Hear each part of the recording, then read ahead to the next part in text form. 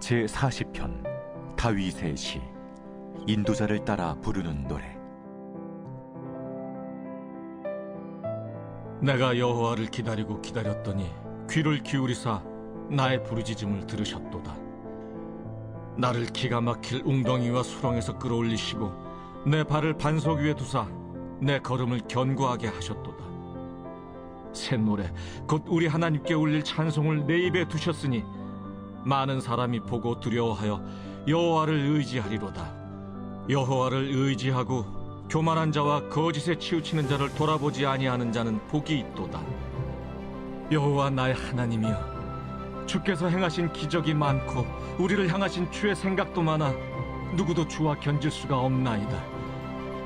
내가 널리 알려 말하고자 하나 너무 많아 그 수를 셀 수도 없나이다. 주께서 내 귀를 통하여 내게 들려주시기를 제사와 예물을 기뻐하지 아니하시며 번제와 속죄제를 요구하지 아니하신다 하신지라. 그때 내가 말하기를 내가 왔나이다. 나를 가리켜 기록한 것이 두루마리 책에 있나이다. 나의 하나님이여, 내가 주의 뜻 행하기를 즐기오니 주의 법이 나의 심중에 있나이다 하였나이다. 내가 많은 회중 가운데서 의의 기쁜 소식을 전하였나이다. 여호와여, 내가 내 입술을 닫지 아니할 줄을 주께서 아시나이다. 내가 주의 공의를 내 심중에 숨기지 아니하고 주의 성실과 구원을 선포하였으며 내가 주의 인자와 진리를 많은 회중 가운데서 감추지 아니하였나이다. 여호와여, 주의 긍휼을 내게서 거두지 마시고 주의 인자와 진리로 나를 항상 보호하소서. 수많은 재앙이 나를 둘러싸고 나의 죄악이 나를 덮침으로 우러러 볼 수도 없으며 죄가 나의 머리털보다 많음으로 내가 낙심하였음이니이다. 여호와여, 은총을 베푸사 나를 구원하소서. 여호와여, 속히 나를 도우소서. 내 생명을 찾아 멸하려 하는 자는 다 수치와 낭패를 당하게 하시며 나의 해를 기뻐하는 자는 다 물러가 욕을 당하게 하소서. 나를 향하여 하하하하 하며 조소하는 자들이 자기 수치로 말미암아 놀라게 하소서. 주를 찾는 자는 다 주 안에서 즐거워하고 기뻐하게 하시며 주의 구원을 사랑하는 자는 항상 말하기를 여호와는 위대하시다 하게 하소서. 나는 가난하고 궁핍하오나 주께서는 나를 생각하시오니 주는 나의 도움이시오 나를 건지시는 이시라. 나의 하나님이여, 지체하지 마소서.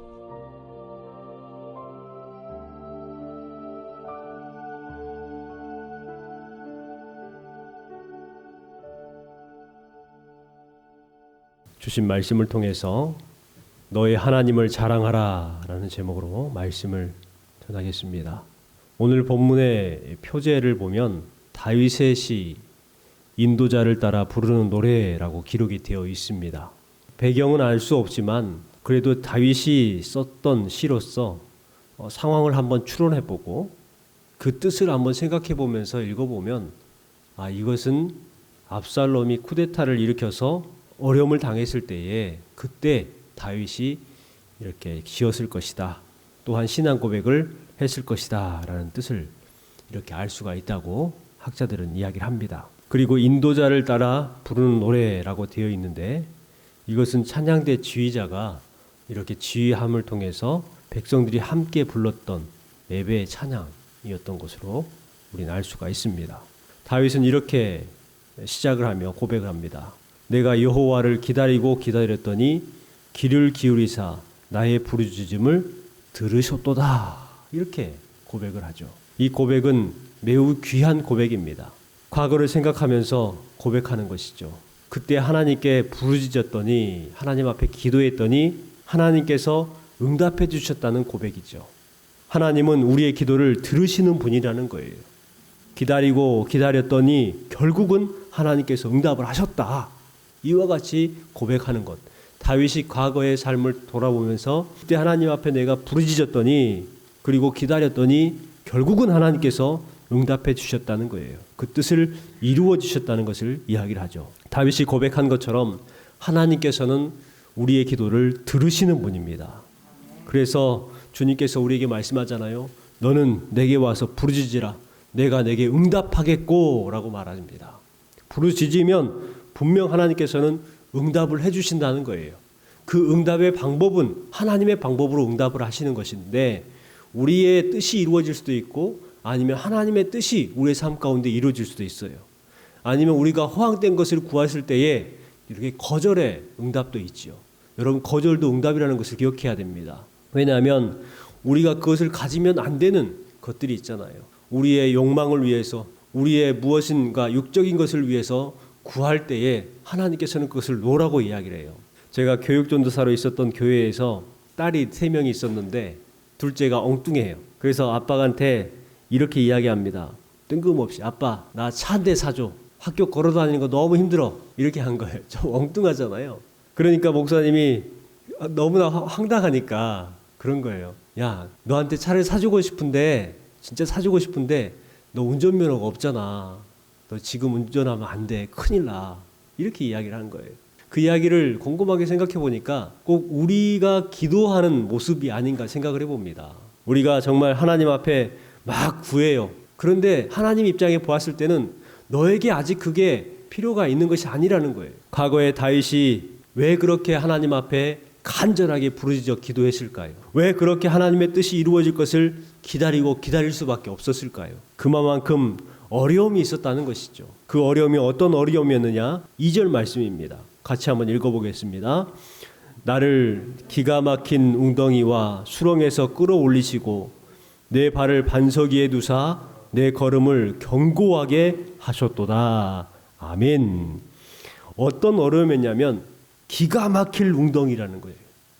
그리고 또한 수렁에서 끌어올리셨다고 말을 합니다. 그리고 결국에는 내 걸음, 내 발을 반석에 두셨고 내 걸음을 견고하게 하셨다. 이와 같이 고백하죠. 기가 막힐 웅덩이는 어떤 웅덩이일까요? 이 웅덩이는요, 주석에 보니까 그냥 일반 이렇게 웅덩이가 아니에요. 이 웅덩이가 해오리 쳐서 사람이 빨려 들어가는 웅덩이, 헤어나올 수 없는, 그러니까 자신의 힘으로는 도대체 나올 수 없는 그런 웅덩이라는 거예요. 그 웅덩이에서 건져주셨다라는 것이죠. 또 수렁은 어떤 수렁이냐면 우리가 그 농사할 때 빠지는 그런 발목 빠지는 수렁이 아니라 그 늪지대에 가면 있잖아요. 한번 빠지게 되면 점점 계속해서 빨려 들어가는 수렁이 있단 말이에요. 그 수렁과 같이 자신이 헤어나오면 움직이면 움직일수록 수렁으로 더 내려가는 거예요. 내 힘으로는 빠져나올 수 없는 수렁이라는 것입니다. 그 수렁에서 주님께서 나를 건져주셨다. 이렇게 말을 해요. 그냥 건져주신 것에서 끝난 것이 아니에요. 하나님께서는 내 발을 반석 위에 두셨다. 내 걸음을 견고하게 하셨다고 말을 해요. 이것이 중요한 것입니다. 하나님은요, 우리가 원하는 것보다 더 많은 것을 허락해 주시는 분이에요. 다윗은 아마 기도했을 때에 기막힌 웅덩이와 같은 상황에서 건져주세요, 수렁에서 빼내주세요 라는 기도를 했을 겁니다. 하나님께서 그렇게 기도했으니까 너 그렇게만 응답해 줄게 라고 말합니까? 아니에요. 하나님께서는 그런 분이 아니에요. 하나님께서는 건져 주셨을 뿐만 아니라 반석 위에 그 발을 두게 하셨고 그의 걸음을 견고하게까지 해주시는 거예요. 완벽한 것이죠. 다시는 그와 같은 웅덩이와 수렁에 빠지지 않도록 견고하게 해주셨다는 것을 알 수가 있습니다. 여러분, 이 하나님을 여러분도 의지하시고 이렇게 다윗에게 응답하셨던 하나님의 응답이 저와 여러분의 삶 가운데 임하게 될 줄 믿습니다. 그러기 위해서는요, 다윗처럼 하나님 앞에 기도하고 하나님의 뜻이 이루어질 것을 기다리는 삶, 또 기다리는 삶을 우리도 살아가야 될 줄 믿습니다. 사람들은 자기에게 특별한 것이 있거나 또 자랑거리가 있기를 원합니다. 그래서 그것을 자부심을 가지고 있는 것, 그것을 품는 것을 참 좋아해요. 그리고 어딘가에 자랑을 하고 싶어 합니다. 때로는 부끄럽게 생각했던 것이 참 뜻을 알고 나니까 이게 부끄러운 것이 아니라 자랑거리가 될 수도 있습니다. 과거에 내가 실수를 했던 것들, 내가 과거에 어려움을 당했었던 것들을 잘 이겨냄을 통해서 그것이 나에게 어찌 보면 긍지가 되고 자부심이 되는, 나 이렇게 어려운 때에 이겼다라는 것들이 하나의 자랑이 될 수도 있죠. 어느 홀어머니를 밑에서 자란 어린 아이가 초등학교에 입학하게 되었습니다. 이 딸이 학교에 다니면서 걱정거리가 생겼어요. 어렸을 때는 잘 몰랐는데 이제 초등학교에 들어가 보니까 다른 친구들의 엄마와 자기 엄마의 얼굴이 다른 거예요. 다른 친구들의 엄마의 얼굴들을 보면은 예쁘게 화장도 하고 머리도 꾸미고 예쁘게 옷도 입고 다니시거든요. 그런데 본인 엄마는 얼굴에 이렇게 얼굴이 화상을 입어가지고 온통 찌그러져 있어요. 옷도 남루하게 입고 다닙니다. 그래서 이 딸 아이가 엄마에 대한 부끄러움이 생겼어요. 엄마의 얼굴은 왜 이렇게 징그러울까? 엄마는 왜 저렇게 붕대를 칭칭 감고 다닐까? 엄마는 왜 저렇게 옷을 입고 다닐 수밖에 없을까? 하면서요, 엄마에 대한 부끄러움이 자기의 마음 가운데 가득했어요. 그래서 늘 조마조마합니다. 혹시나 학교에서 엄마를 모셔오라고 하면 어떻게 할까? 어느 날 학교에서 발표회가 있다고 합니다. 부모님을 꼭 초청해야 될 일이 생기고 말았습니다. 이 아이는 어쩔 수 없이 엉엉 울면서 집에 갔어요. 그리고 엄마를 보자마자 엄마한테 화를 냅니다. 엄마는 왜 얼굴이 그렇게 못생겼어? 창피해 죽겠단 말이야. 난 이제 창피해서 학교도 못 가겠어. 하면서 엄마에게 그렇게 원망을 합니다. 딸이 원망을 들은 엄마는 딸이 하는 행동에 대해서 황당한 거예요. 아이를 어떻게 할 수가 없어가지고 이제 자신의 과거 이야기를 딸에게 해줍니다. 딸아, 내가 철이 들으면 이야기해 주려고 했는데 내 딸이 이제 철이 들은 것 같구나 하고 엄마가 이야기를 해줬어요. 엄마와 아빠는 시골에서 가난하게 자라면서 결혼을 했단다. 결혼 후에 내 딸이 태어났고 아빠는 몹쓸병에 걸려 돌아가셨지. 엄마는 어린 너를 두고 남의 집에 일을 해주며 돈을 벌어야 했어. 아침에 일어나면 너에게 젖을 먹이고 너를 재운 다음에 남의 집 논밭에서 일을 해주고 돈을 벌었단다. 그날도 너를 재워놓고 일을 하고 있는데 그만 집에 불이 나고 말았어. 불을 꺼보려고 했지만 초가집이라 불을 끌 수가 없었단다. 사람들은 너를 구하려고 했을 때에 말렸지만 나는 그 불구덩이에 뛰어들었지. 너를 포대기에 감싸 안고 나오는데 그만 넘어지고 말았어. 결국 화상을 입었고 너를 구하게 되었단다. 그 이야기를 듣고 나서 엄마가 왜 그렇게 얼굴이 찌그러져 있고 화상을 입었는지, 그렇게 무섭고 징그럽게 생겼는지 그 이유를 딸이 알게 되었습니다. 이 딸이 엉엉 울기 시작한 거예요. 엄마 미안해. 엄마 미안해. 잘못했어. 이제 엄마 미워하지 않을게. 이제부터 세상에서 가장 예쁜 엄마가 내 엄마라는 것을 알았어. 하면서 그렇게 엉엉 울었다고 합니다. 이 딸은 그때부터 과거에는 부끄럽게 여겼던 것이 이제는 자랑거리가 되었죠.